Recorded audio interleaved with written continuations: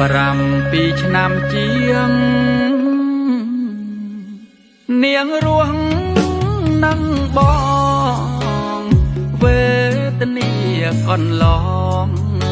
នួនល្អងបងសែនអាណិតមិត្តភក្តិគេសួរយ៉ាងម៉េចហើយជីវិត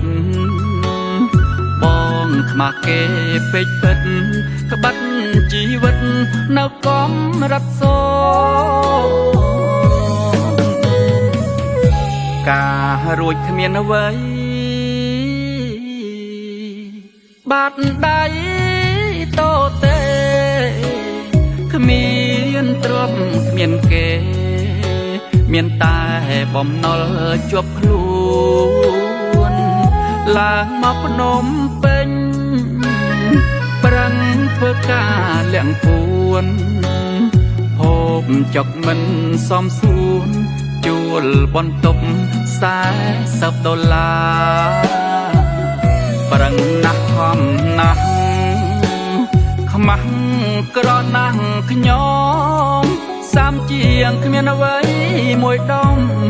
ពេលជួបជុំគេដៀលគេថាម៉ូតូកាញ់ចាស់ខ្មាំងមិត្តរួមសាលាជីវិតគេមានផ្លែកាវិឡាឡានលុយពេញដៃ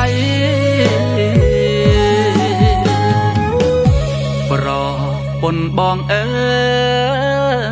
យអូនស៊ូក្រុមយ៉ាងបងពិតជាសំណាងក្នុងនាមជាប្តីយើងនឹងតស៊ូលំត្រាបានជោគជ័យពាក់ដៀលពីអ្នកដទៃជាចំណៃនៃ